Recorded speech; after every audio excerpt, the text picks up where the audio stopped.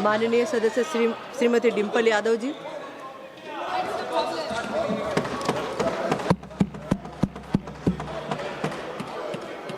मैं धन्यवाद देना चाहूँगी अध्यक्ष महोदया का, जिन्होंने मुझे इतने महत्वपूर्ण 131वें संविधान संशोधन विधेयक पर बोलने का मौका दिया।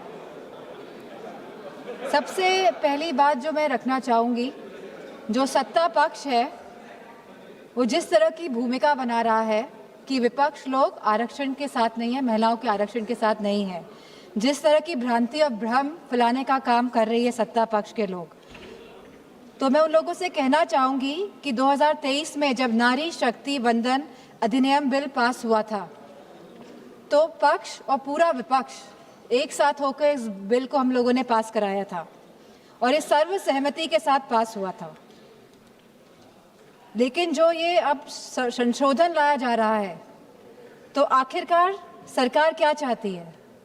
क्या सरकार वाकई में महिलाओं का सशक्तिकरण चाहती है या इस विधेयक को लाकर, इस संशोधन को लाकर वो खुद के सशक्तिकरण के तरफ काम कर रही है? जब 2023 में विधेयक आया था तब स्पष्ट रूप से लिखा गया था कि जनगणना होगी और समाजवादी पार्टी का ये पक्ष था कि जातिगत जनगणना हो। और कल होम मिनिस्टर साहब ने भी ये बात कही है कि जनगणना कराएंगे, अभी वो घरों की गिनती कर रहे हैं, पिछले 3 सालों में खाली वो घरों की गिनती कर पाए हैं। तो जनगणना होगी, जातिगत जनगणना होगी, उसके बाद परिसीमन होगा और आरक्षण लागू होगा। तो सभी लोग इस बात से सहमत थे। लेकिन 2024 में जब भारतीय जनता पार्टी की सरकार आई और पूर्ण बहुमत की सरकार नहीं पा पाई, सहयोगों के साथ लाई गई ये सरकार, तो जब ये सरकार आई तो 2024 में ही आपने जनगणना क्यों नहीं शुरू कराई? हमारा सवाल ये है। आपने लगभग 2.5 साल निकाल दिए, आपने जनगणना नहीं कराई, क्योंकि अगर जनगणना हो जाती तो आज हम परिसीमन की स्टेज में होते और आरक्षण 2029 तक लागू हो जाता। लेकिन आपकी मंशा ही नहीं थी कि 2029 पे महिलाएं आए और इस सदन में बैठे। अब अचानक ये जल्दबाजी क्यों दिखा रही है? 2026 में जहां अप्रैल का महीना चल रहा है तो लगातार जल्दबाजी क्यों दिखा रही है? सवाल इस बात पे भी होना चाहिए। तो ये सरकार जल्दबाजी, जो हम समाजवादी पार्टी का मानना है, वह इसीलिए दिखा रही है क्योंकि ये जो डिलिमिटेशन है, जो ये पूरी एक्सरसाइज है, ये सरकार एक हथियार के रूप में प्रयोग करना चाहती है खुद को सशक्त करने के लिए। हमने देखा कि कल हमारे सांसद कांग्रेस के, उन्होंने कहा कि किस तरह आसाम में डिलिमिटेशन कमीशन का प्रयोग ना होकर किस तरह वहाँ पे चुनाव आयोग जाके परिसीमन कर रहा है और जिस तरह से पूरी प्रक्रिया को अंजाम दिया और जो सेंसस यूज हुए उसमें वो 2011 के इस्तेमाल हुए। तो कहीं ना कहीं ये बहुत बड़ा प्रश्न चिन्ह उठाता है सरकार पे कि सरकार आखिरकार संविधान में संशोधन क्यों ला रही है, ये संविधान को क्यों बदलना चाहती है, ये क्यों चाहती है कि हमारा संविधान कमजोर हो और सरकार हमेशा सत्ता में बनी रहे।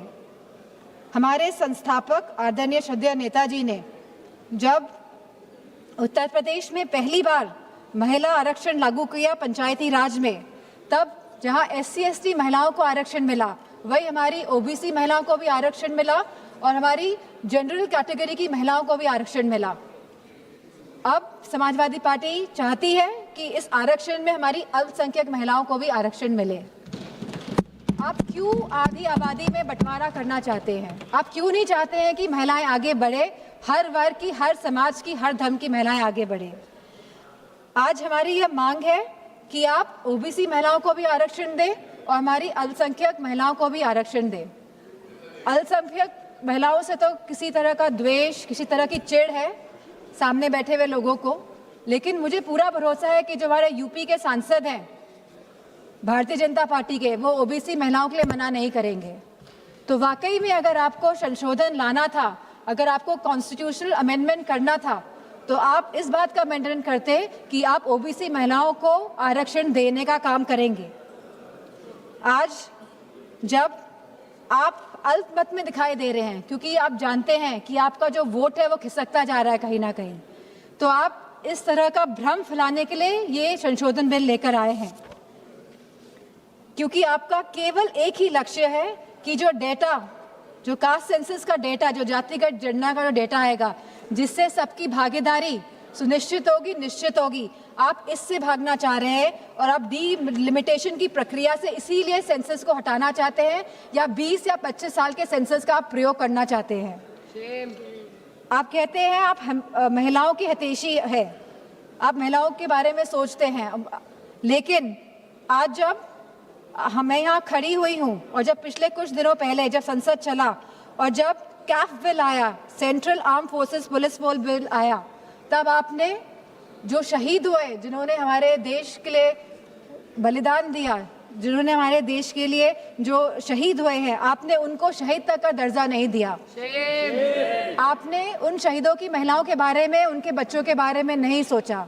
आज जब ये आप विधेयक लेके आ रहे हैं तो हमारी मांग है कि उन महिलाओं के सम्मान के लिए आप उन शहीद जनों को, शहीद जवानों को शहीद का दर्जा दें और साथ में आप उन्हें पेंशन देने का भी कार्य करें। अब जब महिलाओं की बात हो रही है तो आंगनवाड़ियों को क्यों छोड़ रहे हैं आप आंगनवाड़ियों को भी, जो इतने साल से संघर्ष कर रही है, जो गांव-गांव में संघर्ष कर रही है, आप उनको भी उनका मानदेय बढ़ाने का कार्य करें।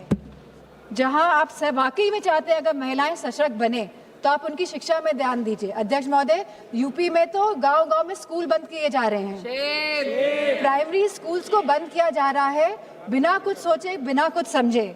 और स्वास्थ्य के जो हालात हैं और जो पोषण की जो व्यवस्था है उत्तर प्रदेश में, मैं समझती हूँ पूरी तरह से उत्तर प्रदेश की व्यवस्था ध्वस्त है। और सुरक्षा और महिलाओं के सम्मान की तो बात क्या ही करी जाए। हमने देखा है जिस तरह हाथरस कांड हुआ, जिस तरह भारतीय जनता पार्टी के जो एमएलए सेगर जी का जो पूरा कांड हुआ, और लगातार जो उत्तराखंड में कांड हुआ, जब हमारे सांसद ने एक कविता कह दी तब तो विपक्ष दल की सब सांसदें खड़ी हो गई, उनका विरोध करने लगी, भरपूर तरीके से इन लोगों ने विरोध किया। लेकिन जब मणिपुर की घटना हुई तो कोई भी भारतीय जनता पार्टी के महिला सांसद खड़ी नहीं हुए। जब उत्तराखंड में 19 साल की लड़की को मार दिया गया, अंकिता भंडारी को, तब भारतीय जनता पार्टी की कोई भी महिला सांसद खड़ी नहीं हुई। पुरुषों से तो हमें उपेक्षा नहीं है, लेकिन कम से कम महिलाओं से तो हम ये उम्मीद करते हैं कि वो एटलीस्ट महिलाओं के लिए तो खड़ी हों। मैं जो ये मोह में है, सत्ता के जो मोह हो गया है भारतीय जनता पार्टी को, जो छोड़ना नहीं चाहते हैं और जिस तरह से डिलिमिटेशन लाना चाहते हैं, जिस तरह से जातिगत जनगणना नहीं कराना चाहते हैं, जिस तरह से ये लोग चाहते हैं कि सत्ता में बने रहे लेकिन गरीबों को, पिछड़ों को, दलितों को उनका हक, सम्मान, अधिकार नहीं दे। तो मैं कहना चाहती हूँ, क्योंकि कल प्राइम मिनिस्टर जी ने जिक्र किया था कि जब 2023 में ये बिल आया था सबने साथ दिया था और तब साथ देने पे भी उनकी सरकार आई, लेकिन वो ये ना भूलें कि जब 2023 में बिल पास हुआ था, 2024 में इनकी सरकार आई थी, तो पहले पूर्ण बहुमत की सरकार थी और अभी कौन सी सरकार है? अभी सहयोगियों के साथ इनकी सरकार बनी हुई है और अब दोबारा ये बिल लेके आ रहे हैं एक भ्रम फैलाने के लिए, एक इस तरह की भूमिका बनाने के लिए। लेकिन अब जब 2029 में जब चुनाव दोबारा आएंगे तो मेरा पूरा मानना है कि भारतीय जनता पार्टी की सरकार जाने वाली है। और गारंटी की बात की जा रही थी कल, गारंटी, ये तो समय बताएगा। ये तो गारंटी की बात कर रहे थे। बताइए, आपने गारंटी नहीं दी थी कि आप आय दुगनी करेंगे हमारे किसान भाइयों की? क्या आपने गारंटी नहीं दी थी आप वन पेंशन लेकर आएंगे हमारे नौजवानों के लिए जो शहीद होते हैं? क्या आपने गारंटी नहीं दी थी कि आप 2 करोड़ लोगों को नौकरी देंगे? क्या आपने गारंटी नहीं दी थी कि आप मुफ्त सिलेंडर देंगे? क्या आप यूपी में गारंटी देके नहीं आए थे कि होली और दिवाली में आप महिलाओं को मुफ्त सिलेंडर देने का कार्य करेंगे? क्या वहाँ के आवारा पशुओं को आप उनकी जो समस्या है उसको सुलझाने का काम करेंगे?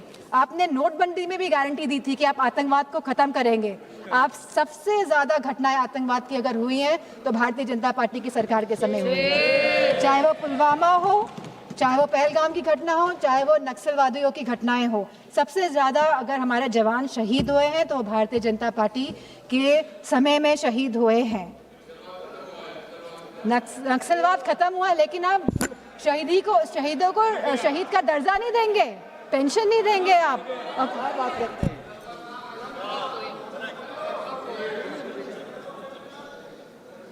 तो मैं केवल ये बात कहना चाहती हूँ कि बचपन में हम सब ने कहानी सुनी थी रेड राइडिंग हुड की, सब बच्चों ने सुनी है, हम आज भी अपने उसको जहन में रखते हैं कि किस तरह एक नन्ही सी बच्ची जो अपनी दादी माँ से मिलने जाती है, बहुत खुशी के साथ वो जाती है, वो जंगल में भटक जाती है, उसे घर पहुँचने में दादी माँ के रात हो जाती है और जब लड़की पहुँचती है तो हम सभी जानते हैं कि दादी माँ तो वहाँ नहीं होती है, लेकिन वहाँ पे कौन होता है,